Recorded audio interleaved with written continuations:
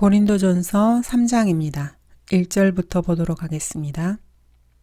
인용한 본문은 한글 킹제임스 성경입니다. 형제들아, 내가 너희에게 영적인 사람을 대하는 것처럼 말할 수 없어서 육신적인 사람, 즉 그리스도 안에서 어린 아기들을 대함과 같이 하노라. 어린 아기들은 영어로는 베이비즈입니다. 밥 존스 3세는 킹제임스 성경의 단어들 7,000군데를 고쳐서 1960년도쯤에 새로운 성경을 출판하였습니다. 그러나 이 7,000군데는 S자를 하나에서 두 개로 고쳤다든가 T자를 현대식 영어로 고쳐놓은 것들에 지나지 않습니다. 별것 아닌 것들을 개정이라는 이름으로 고친 건 역시 변개된 성경이나 마찬가지로 속임수가 개입된 성경들입니다. 그리고 별것도 아닌 것을 가지고 대단한 것처럼 떠들어대면서 그 성경을 돈을 받고 파는 것이죠. 성경을 새로 낸다는 사람들의 하는 짓은 늘 이런 식입니다. 내가 너희에게 영적인 사람을 대하는 것처럼 말할 수 없어서 육신적인 사람, 즉 그리스도 안에서 어린 아기들을 대함과 같이 하노라. 육신적인 그리스도인들은 어린 아기 그리스도인들입니다. 사람은 태어나자마자 그때부터 성장하기 시작합니다. 거듭난 사람 역시 그 순간 바로 어른이 되는 것이 아닙니다. 시간이 지남에 따라서 거기에 비례해서 그리스도인은 점점 더 영적으로 성숙해 가야 합니다. 그런데 문제는 대부분의 사람들이 그렇지 못하다는 것입니다. 처음 거듭났을 때 만났던 사람들을 한번 돌이켜 보시기 바랍니다. 그들의 현재 모습과 비교해 보면 정말이지 충격을 금하지 못할 것입니다. 구원받던 날 러크만 목사님은 많은 형제들이 자신에게 악수를 청하고 솔직하고도 순수한 그리스도의 사랑으로 목사님께 접근해 왔습니다. 그리고 앞으로 그리스도인으로서의 교제를 나누자고 서로 격려를 했습니다. 그 당시 그 사람들은 모두 목사님의 눈에는 참으로 경건한 그리스도인들로 비쳤습니다. 그런 사람들과 그리스도 안에서 한 형제가 되었다는 데 대해서 목사님은 정말로 한없이 기뻐하셨습니다. 그러나 그 사람들의 지금 현재의 모습을 보면은 참으로 실망할 수밖에 없습니다. 목사님께서 처음 구원받고 그리스도인이 되자 밥 존스 시니어가 이렇게 말했습니다. 자네는 이제 하나님과 가까워질 수 있는 길에 들어섰네. 그러나 마귀와도 아주 가까워질 수 있는 길에 들어섰다는 것을 잊지 말게나. 그때 당시에 목사님은 그 말이 무슨 말인지 잘 몰랐습니다. 그러나 이제는 그 말씀을 이해할 수 있다고 하십니다. 그리스도인으로서 하나님을 섬기면서 가장 큰 방해를 하는 자들은 바로 다름 아닌 그리스도인이라고 밥 존스 시니어가 목사님에게 말씀해 주셨습니다. 그 말을 들을 당시에는 목사님은 그 뜻을 이해하지 못했습니다. 그러나 지금은 충분히 이해하고 계십니다. 목사님께서 처음 구원받았을 당시에 목사님께 악수를 청해왔던 사람들 가운데는 지금 세월이 지난 후로 보면은 구원받은 지 30년이 넘은 사람들도 있습니다. 그들은 허연 수염을 길게 기르고 마치 말하는 음성이 선지자들 같았고 성경을 들고 다니던 모습만 보아도 성령 충만한 하나님의 사람들 같았습니다. 진짜 성인들처럼 보였죠. 그런 사람들이 지금 현재의 모습은 어떻습니까? 아무 교회나 침례교회 집사라는 사람들을 한번 유심히 보시기 바랍니다. 윌리 설리반 같은 사람도 30년 전에는 정말로 성자처럼 보였습니다. 그런데 지금은 어떻습니까? 목사님께서는 이런 사람들을 볼 때마다 그리스도인들의 인생이 어쩌면 이렇게 처량할 수가 있단 말인가 이렇게 한탄하시곤 하셨습니다. 구원받은 지 20년이 지났는데도 여전히 젖먹이로 남아있는 사람들이 그 주변에 수두룩하기 때문입니다. 그들은 지금도 자신들의 성정을 절제하지 못하고 틈만 나면은 화를 벌컥 내면서 그리스도인들의 회중을 발칵 뒤집어 놓기도 합니다. 또 교회 내에서 누구누구와 의견이 엇갈려 대판 싸우고 나서는 그냥 호련히 교회를 떠나버리기도 합니다. 어떤 사람은 30년 동안 교회를 다니지 않는 사람도 있을 정도입니다. 이런 사람들은 모두가 다 젖먹이 갓난아기들입니다. 이런 그리스도인이야말로 하나님을 신실하게 섬기려고 애쓰는 다른 그리스도인들에게 장애물만 놓는 사람들입니다. 그렇지만 또 구원받은 지 10년밖에 되지 않았지만 30년이 넘은 사람들보다 훨씬 더 영적으로 성숙한 사람들도 얼마든지 있습니다. 이런 사람들은 구원받은 후에 갓난아기로서 열심히 젖을 먹고 무럭무럭 자라난 사람들입니다.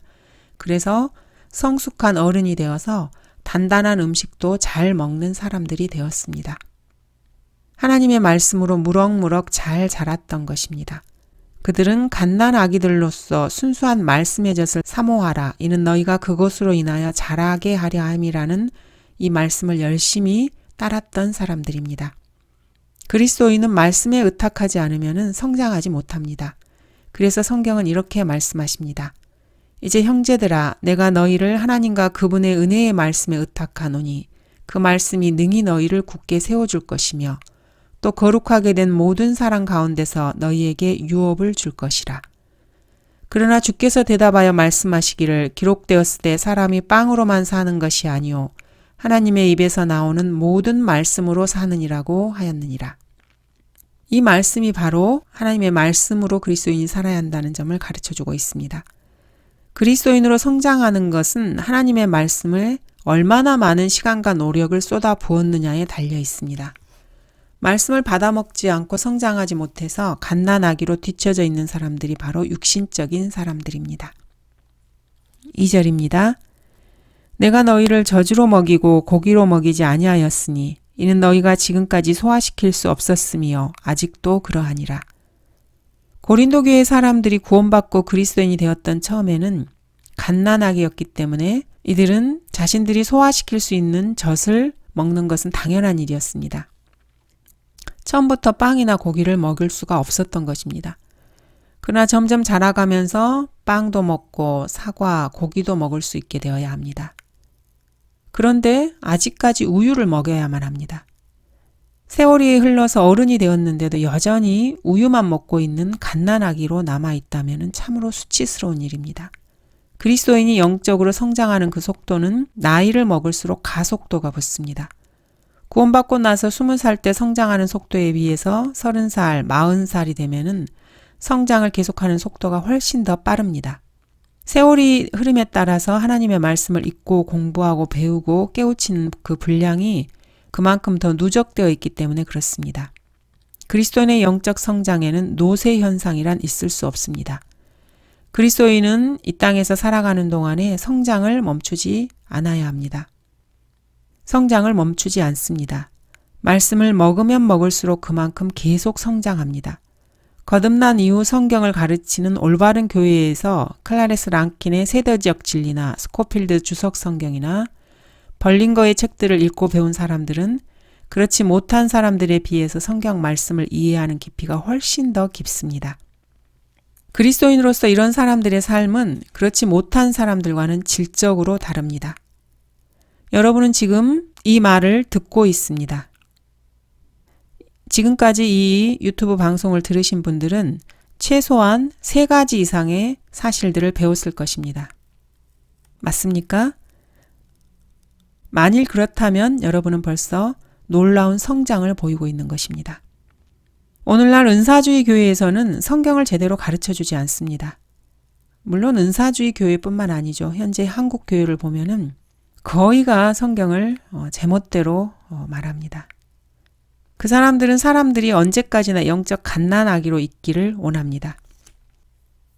밥 존스 시니어가 러크만 목사님에게 해준 조언대로 그리스도인의 성장을 방해하는 최대의 장애물은 다름 아닌 본인 주위에 있는 그리스도인들입니다.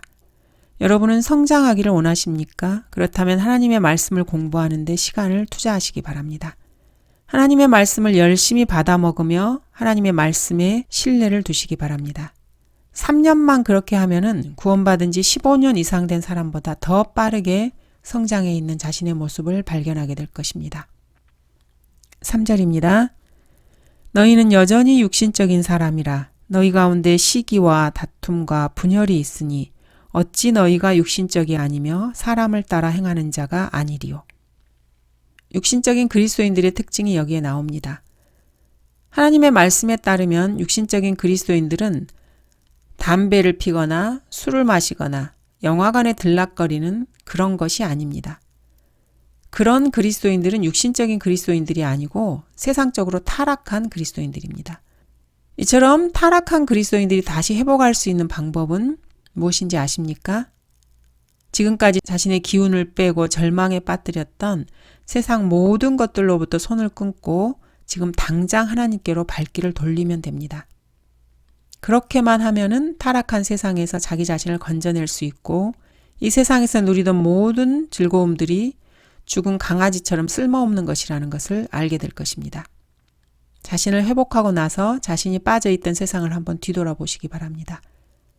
그곳에는 어느 것 하나 제대로 된 것이 없고 온통 비참함과 피 흘리는 것과 땀뿐입니다. 병들어 신음하다가 초라하게 죽어가는 죽음만이 가득 차 있다는 것을 뒤돌아보면 알게 될 것입니다. 그렇다면 육신적인 그리스도인들이란 어떤 사람들일까요? 너희는 여전히 육신적인 사람이라. 너희 가운데 시기와 다툼과 분열이 있으니 어찌 너희가 육신적이 아니며 사람을 따라 행하는 자가 아니리요. 육신적인 그리스도인들의 특징 중 첫째는 시기입니다. 육신적인 그리스도인들은 자기보다 성경을 더 많이 아는 그리스도인들을 시기합니다. 성경뿐만 아니라 그 어느 것이나 다른 사람이 자기보다 더 낫다고 생각하면은 그 사람들을 시기합니다. 그래서 항상 그들 가운데는 다툼이 있습니다. 그것이 두 번째 특징입니다. 그들은 하나님의 말씀을 놓고 서로 다툽니다. 계속해서 분열을 합니다. 그들은 건전한 교리를 견디지 못하고 엉터리 교리를 들고 나와서 분열을 일으킵니다. 물침내가 대표적인 예입니다. 이것이 육신적인 그리스도인들이 나타내는 특징입니다. 이는 시기와 다툼이 있는 곳에는 혼란과 온갖 악한 일이 있기 때문이라. 성경은 바로 이런 것을 두고 말씀하고 계십니다. 4절 어떤 사람은 말하기를 나는 바울에게 속한다 하고 또 다른 사람은 나는 아폴로에게 속한다 하니 너희가 육신적이 아니냐. 누가 바울에게 속했습니까? 누가 밥 존스에게 속했고 누가 니 로버튼에게 누가 스코필드에게 속했습니까? 이런 사람들을 두고 바울은 너희가 육신적이 아니냐라고 책망하고 있습니다. 그런데도 사람들은 여전히 나는 디안 박사에게 속해, 나는 밥 그레이에게 속해, 나는 해리 하니건에게 속해. 아, 당신은 러크만파군요. 이런 식으로 말을 합니다. 5절 그러면 바울은 누구이며 또 아폴로는 누구냐?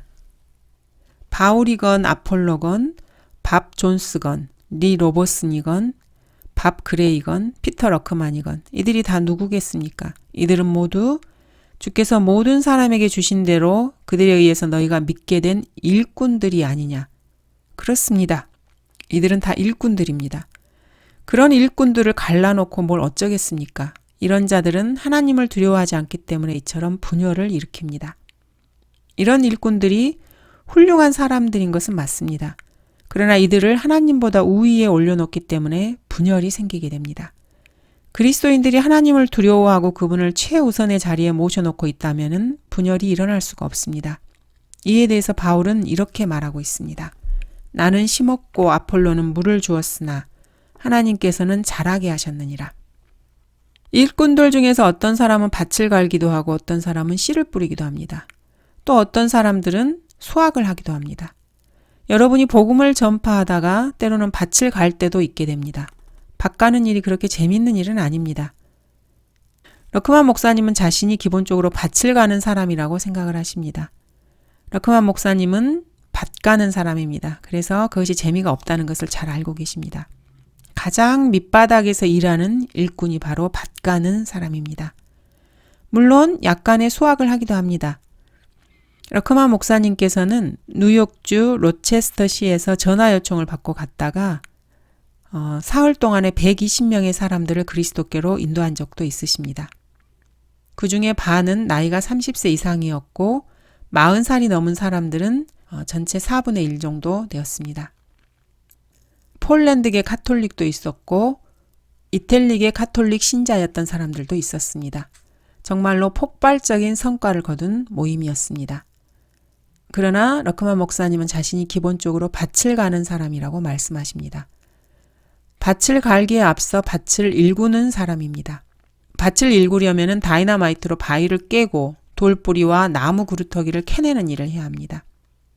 그렇지만 목사님께서 아무리 밭을 일구어 갈고 다른 일꾼이 아무리 씨를 뿌리며 물을 준다 해도 곡식을 자라게 하시는 분은 오직 하나님 뿐입니다.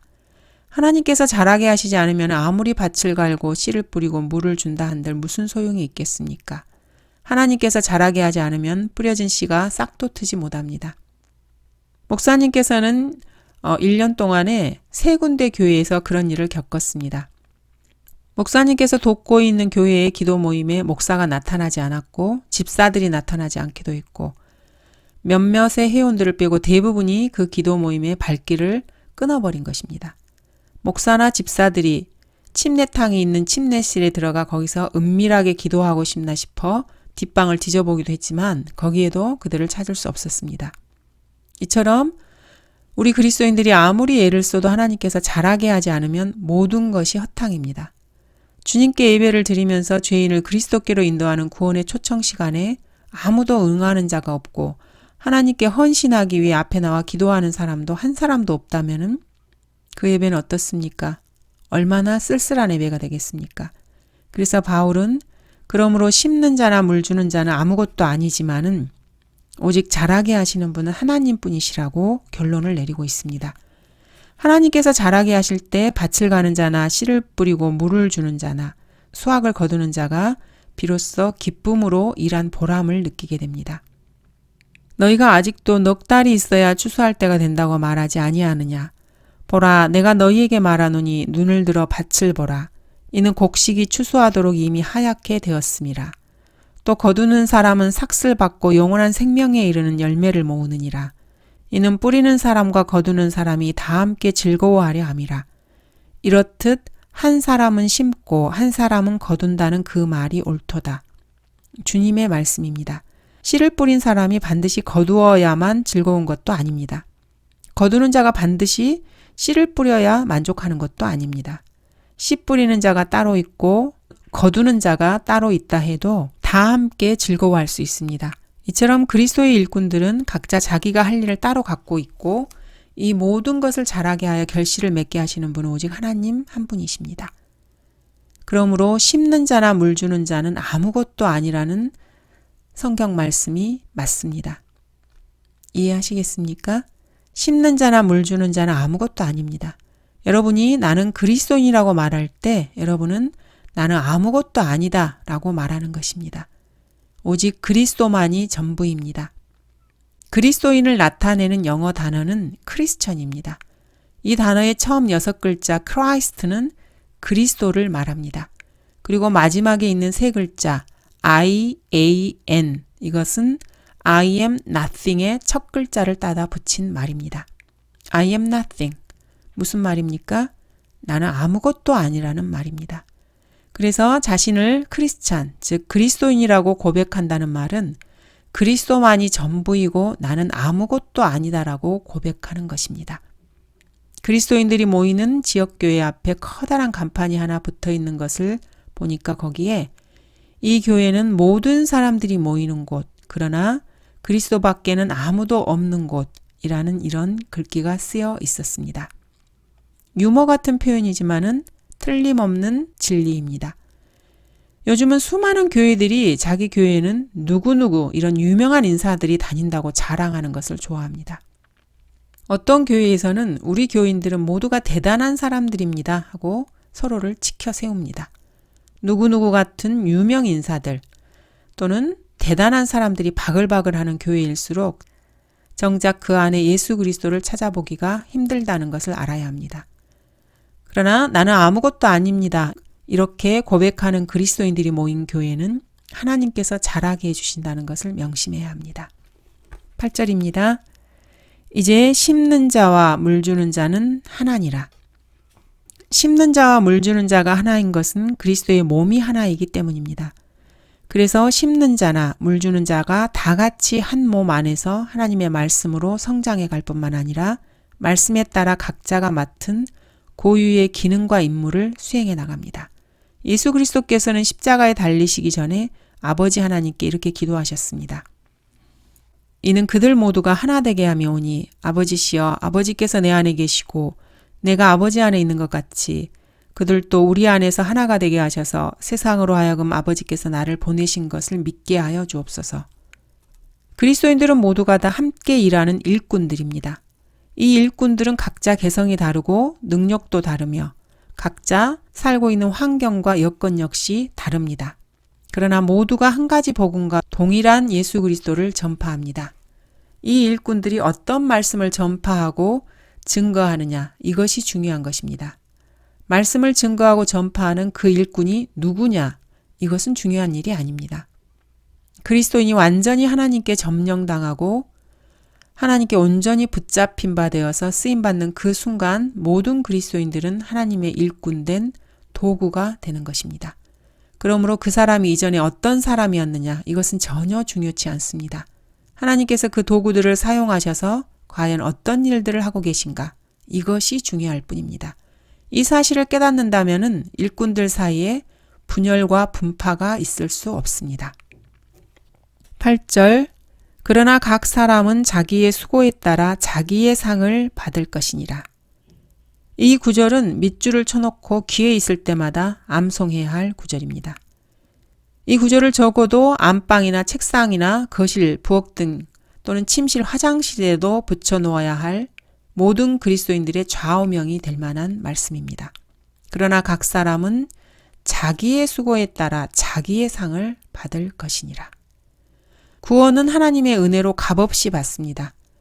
누구나 주 예수 그리스도를 믿고 예수님을 개인의 구주로 영접하면 누구나 받을 수 있는 일반적인 선물입니다. 그러나 그리스도인들은 이 구원이라는 선물만 받고 끝나는 사람들이 아닙니다. 이 선물에 더해서 그리스도인들은 각자 자신이 행한 일에 따라 각기 다른 상을 받게 되어 있습니다. 그리스도인들이 각자가 이 땅에서 어떤 삶을 살았는가에 대해서 하나님께서 평가하시고 상을 주십니다. 모든 그리스도인들은 하늘에서 그리스도의 심판석 앞에 서게 됩니다. 거기 서서 각자는 자신들에 대해서 하나님께 직접 설명을 해야 합니다. 그러므로 우리 각 사람이 하나님께 자신들에 관해 직접 설명하리라. 그리스도의 심판석은 벌을 주기 위한 심판석이 아니라 그리스도인들이 상을 받느냐 놓치느냐를 가늠하는 심판석입니다. 9절, 우리는 하나님과 함께 일하는 동역자들이라. 너희는 하나님의 경작지요 하나님의 건축물이라. 여러분이 구원받고 그리스도의 몸 안으로 들어가는 순간 여러분은 사역하는 일꾼들에 속하게 됩니다. 여러분이 일꾼들이 되면은 즉시 하나님께서 여러분을 밖으로 끌고 나가 밭에서 여러분과 함께 일을 시작하십니다. 성경대로 믿는 교회를 맡고 있는 목사 가운데서는 다들 개처럼 열심히 일하는 사람들이 많습니다. 한편에서는 자신의 감정에 사로잡힌 육신적인 사람들이 열심히 개처럼 일하는 목사들을 향해서 이러쿵저러쿵 말도 많이 합니다. 그러나 잘 보면은 이런 목사들일수록 눈코 뜰 새 없이 땀 흘려 일하고 있다는 것을 알 수 있을 것입니다. 이런 일꾼들은 1년에 단 하루만이라도 낚시질 따위를 하러 갈 그런 시간도 없습니다. 이렇게 열심히 일하는 목사들 중에는 건강까지 해치게 된 사람들이 여럿 있습니다. 해리 해니건 목사는 심장마비를 일으켜서 수차례 심장수술을 받아야 했고, 댈러스 스프링 목사 역시 설교 중에 심장마비를 일으켜 서너 차례 병원으로 실려가야 했습니다. 빌 로렌 목사는 건강 때문에 끝내 목회를 그만두어야 할 지경에 이르렀습니다. 밥 그레이 목사는 얼마 전까지만 해도 병을 앓고 있는 바람에 치료비로 큰 돈을 날려야 했습니다. 그들은 조용히 앉아서 설교문이나 쓰면서 시간을 보내는 사람들이 결코 아닙니다. 수백 명, 수천 명 회원들, 한 사람 한 사람의 일들을 일일이 챙겨야 하고 산더미 같은 교회의 문서들에 서명 날인을 해야 하고 교회의 부속 기관들에서 발간하는 도서들을 살펴봐야 하고 교회에서 일하는 모든 사역자들을 지도 감독하고 하다못해 교회에 고장난 차량들 수리 문제까지도 챙겨야만 합니다. 이들이야말로 하나님의 동역자들입니다. 그러나 목자들이나 교회 직원들만이 하나님의 동역자는 아닙니다. 모든 그리스도인들이 다 하나님의 동역자들입니다. 하나님과 함께 일하는 동역자들, 하나님의 경작지, 하나님의 건축물.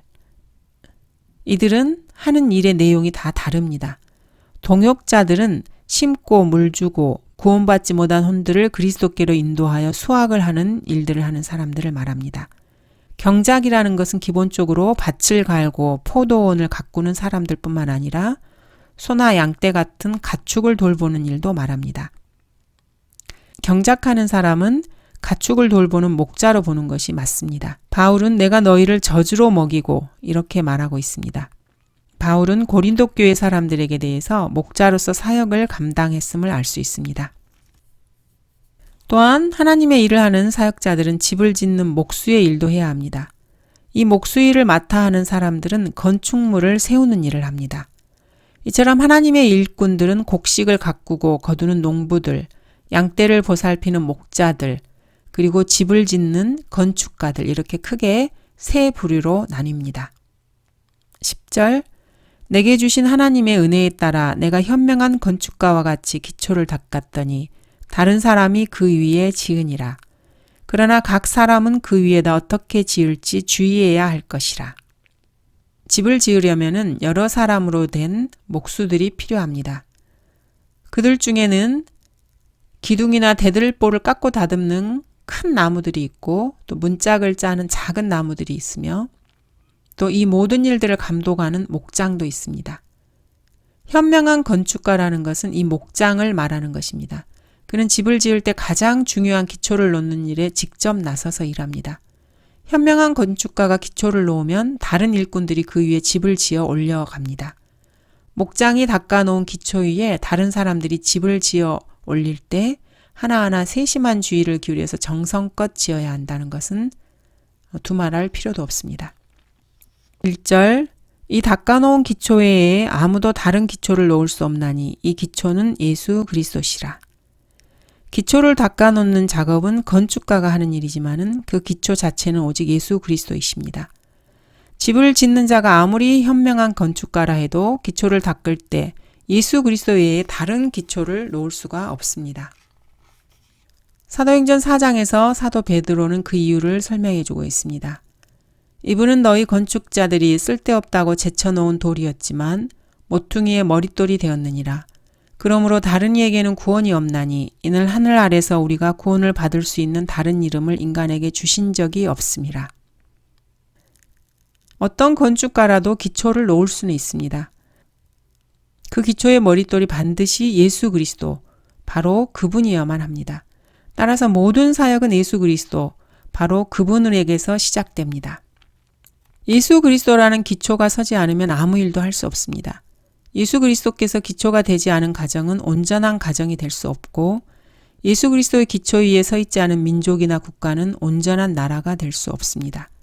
하나님께서는 모든 것, 모든 일의 기초가 오직 예수 그리스도라고 정해 놓으셨습니다. 이 사실은 과거에도 미래에도 결코 변하지 않을 것입니다. 하나님께서 확정해 놓으신 사실입니다. 그러므로 주 하나님이 이같이 말하노라. 보라, 내가 시온에 한 돌을 기초로 두었나니 시험받은 돌이요 귀한 모퉁이 돌이며 단단한 기초라.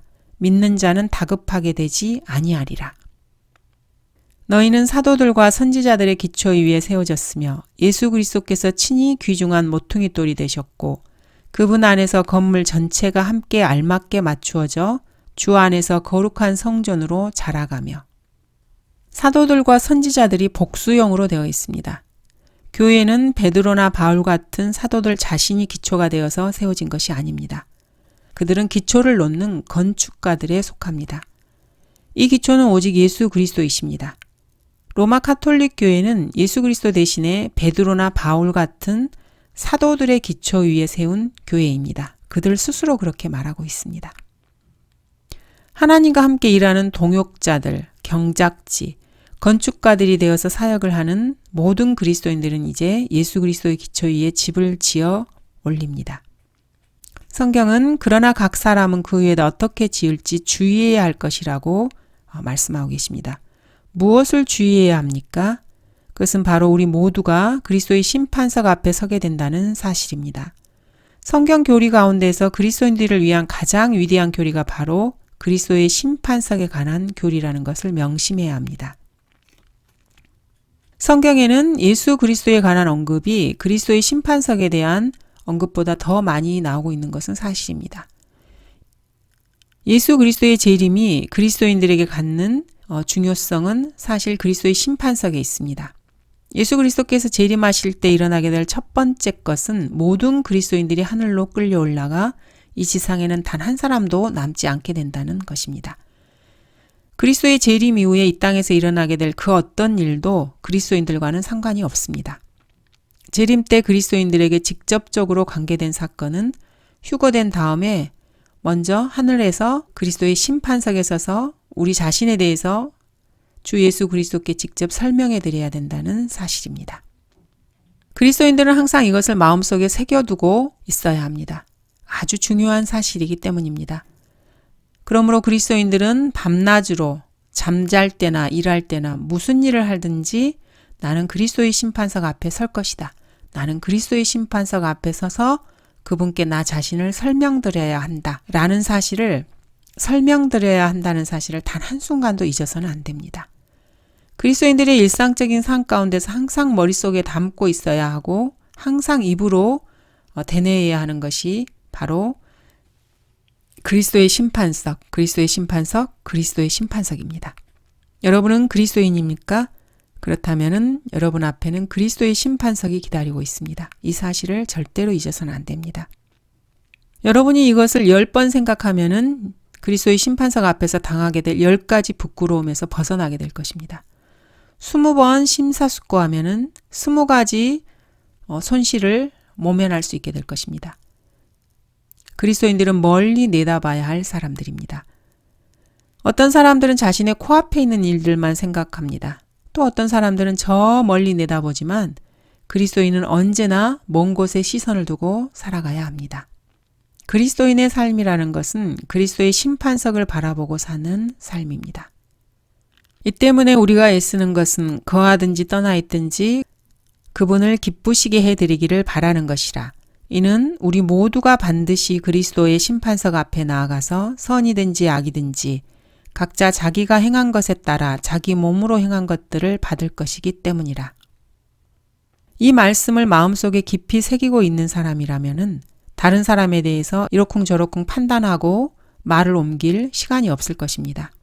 그리스도의 심판석을 생각하고 있는 사람은 자나깨나 자기 자신을 돌아보는데도 시간이 모자라기 때문입니다. 그래서 성경은 이렇게 말씀하십니다. 그런데 어찌하여 너희는 내 형제를 판단하느냐? 어찌하여 내 형제를 업신여기느냐? 우리가 모두 그리스도의 심판석 앞에 서리라. 이는 기록된 바 주가 말하노라. 내가 살아있으니 모든 무릎이 내게 꿇을 것이요 모든 혀가 하나님께 자백하리라고 하였습니다. 그리스도의 심판석 앞에서 그리스도인들이 하나님 앞에 서서 자기 자신에 대해 선이든지 악이든지 모든 것을 사실대로 다 해명해야 한다는 것을 한번 생각해 보시기 바랍니다. 하나님을 위해서 한 일이 하나도 없는 상태에서 그분 앞에 꿇어앉아 있는 자신의 부끄러운 모습을 한번 상상해 보십시오.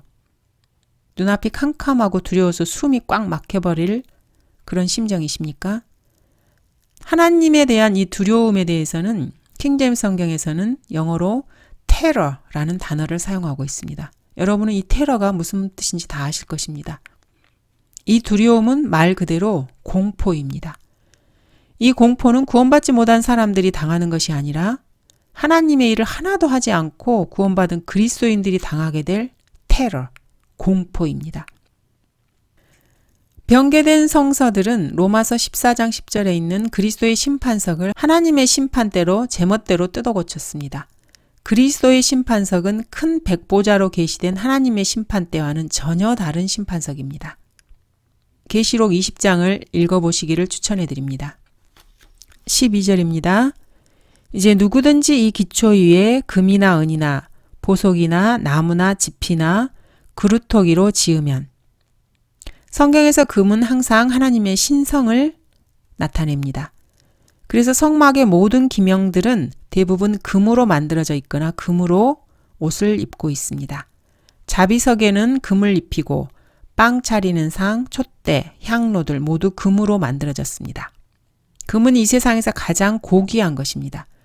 그래서 하늘에서도 금은 가장 고귀한 신성을 상징합니다. 주님께서 그리스도인들을 위해서 예비해 두신 새 예루살렘에도 금으로 길을 포장해 놓으셨습니다. 도성은 온통 금으로 되어 있습니다. 마치 투명한 유리 같다고 계시록 21장에서는 말씀하십니다. 금은 은이나 다른 보석들보다 더 귀한 가치를 갖고 있습니다. 그리스도인들이 하나님께 예배를 드릴 때마다 우리는 하늘에 금을 쌓아 놓습니다. 그리스도인들이 가족이나 사업이나 다른 어떤 것보다도 하나님을 최우선으로 섬기고 그분께 최고의 영광을 돌릴 때마다 하늘에 차곡차곡 금을 쌓아 놓게 됩니다. 너희 자신을 위하여 땅에다 보물을 쌓아두지 말라. 오히려 너희 자신을 위하여 하늘에다 보물을 쌓아두라. 너희 보물이 있는 곳에 너희 마음도 있느니라고 성경은 말씀하십니다. 은은 무엇입니까? 은은 구속의 값을 치를 때 사용됩니다. 그러므로 구속을 상징합니다. 너는 명단대로 한 명에 5세켈씩 받되 성소의 세켈에 따라 받을지니라. 한 세켈은 20계란이라. 너는 나머지 사람들을 구속할 돈을 아론과 그의 아들들에게 줄 것이니라 하시더라. 레위인들로 구속한 사람들을 초과한 수의 속전을 모세가 취하였으니 이 말씀에서와 같이 구약에서는 사람의 혼에 대해서 속전을 지불할 때 은을 주었습니다. 유다 이스카리옷은 은 30개로 예수님을 팔았습니다.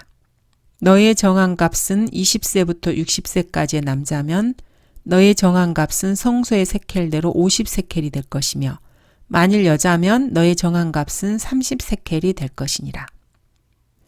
이렇게 은은 사람의 값을 치를 때 속전으로 사용되었습니다. 계수받은 자들 중에 드는 모든 자가 바칠 것은 이것이니 성소의 세켈대로 반 세켈이라. 한 세켈은 20게라라. 반 세켈은 주께 봉헌되어야 할지니라. 계수받은 자들 중에 드는 모든 자는 20세 이상이 되어야 하리니 그들은 주께 봉헌할지니라. 그들이 너희 혼두를 구속하기 위하여 주께 봉헌할 때는 부자라고 반 세켈보다 더 내지 말고 가난한 자라고 덜 내지도 말지니라.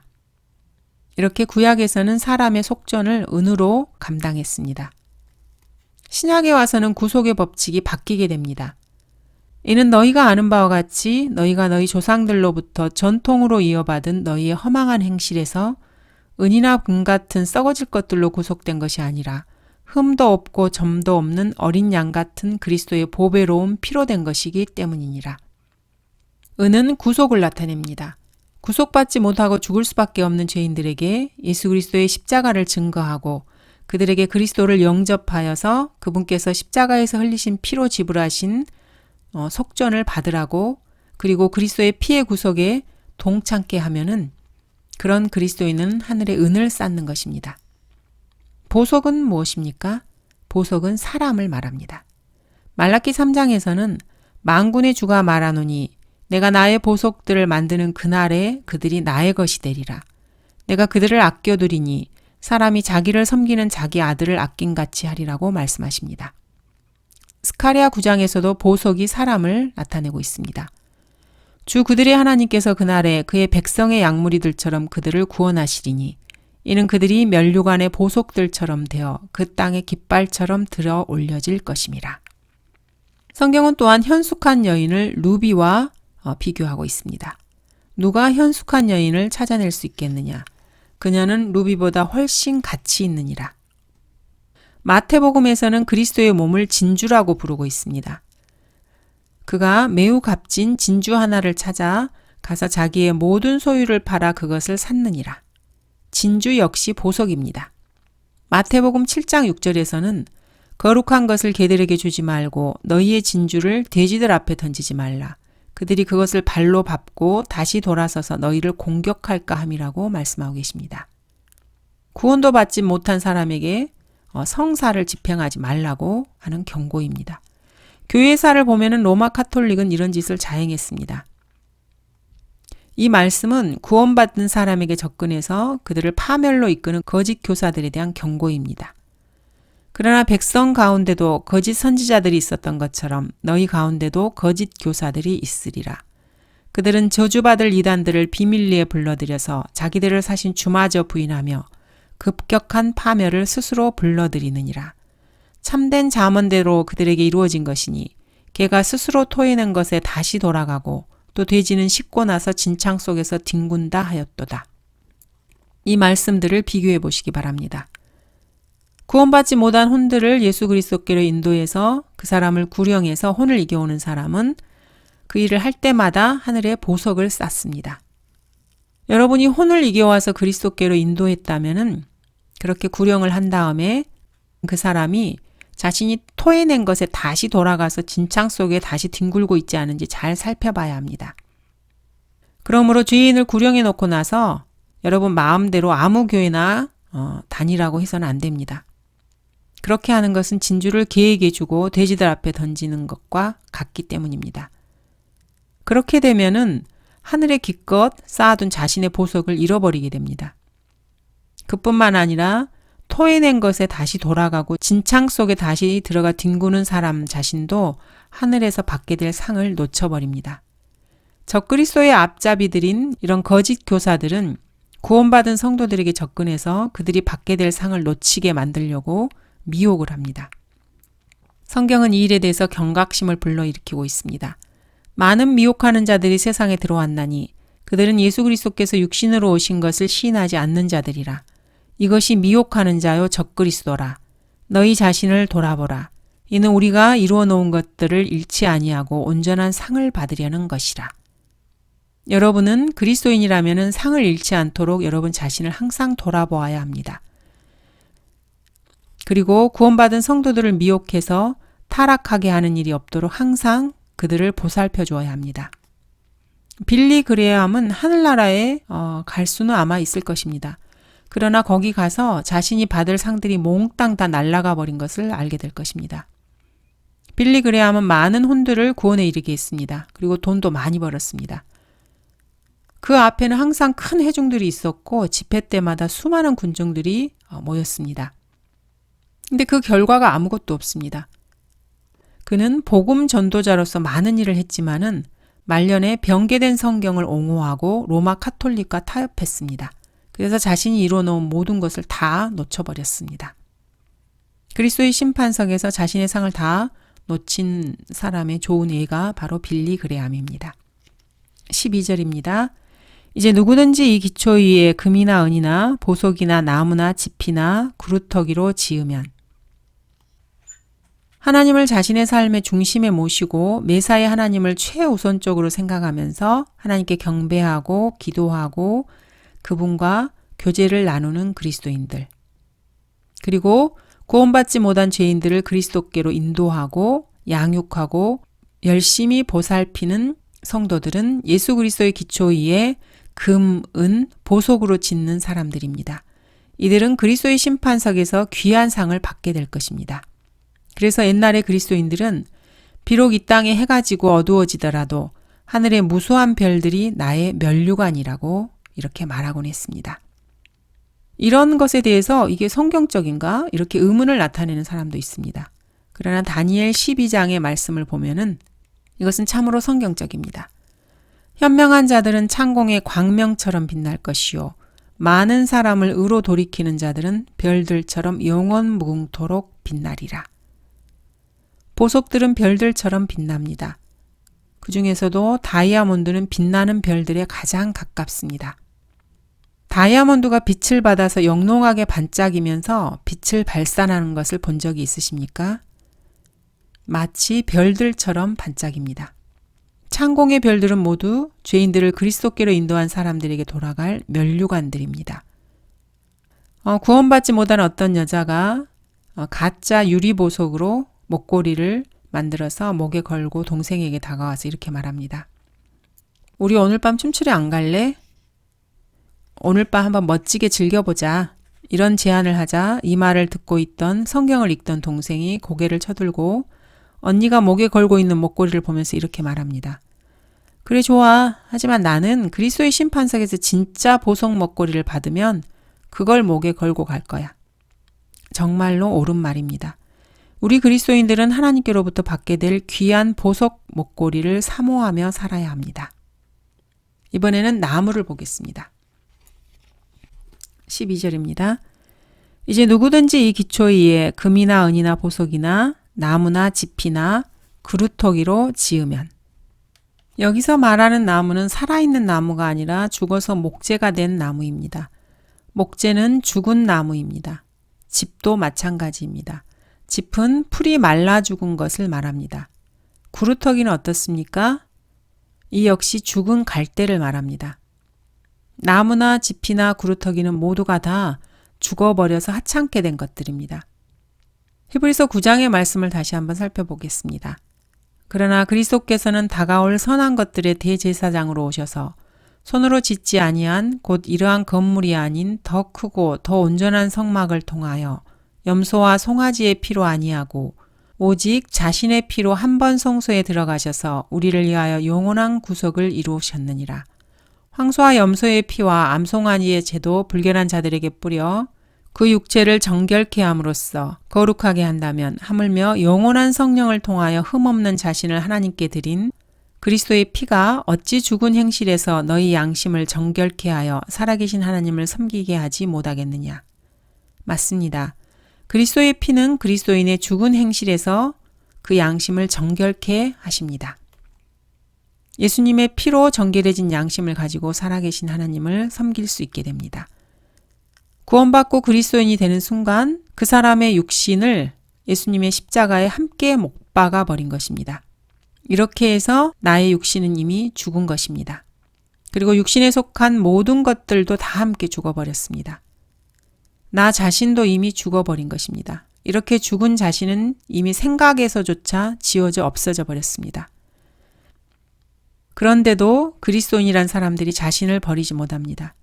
밥 존스 시니어는 이러한 그리스도인들을 두고 시체를 업고 다니는 사람들이라고 한탄한 바가 있습니다. 그리스도인이 자신을 위하여 일하고 자신을 위하여 살아가는 것은 죽은 사람을 위해서 일하고 살아가는 불쌍한 사람들입니다. 이런 사람들은 불에 들어가면 불타 없어지고 연기로 사라져버릴 시체를 위해서 일하고 살아가는 불쌍한 사람들입니다.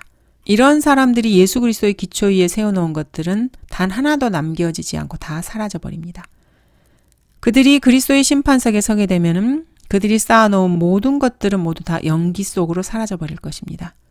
받을 상이라고는 아무것도 남지 않게 됩니다. 그래서 성경은 그리스도인들에게 이렇게 말씀하십니다. 그가 모든 사람을 위하여 죽으신 것은 산자들이 이제부터는 더 이상 자신들을 위하여 살지 않고 자기들을 위하여 죽었다가 다시 살아나신 그분을 위하여 살게 하려는 것이라. 고린도후서 5장 15절의 이 말씀을 깊이 묵상해 보아야 합니다.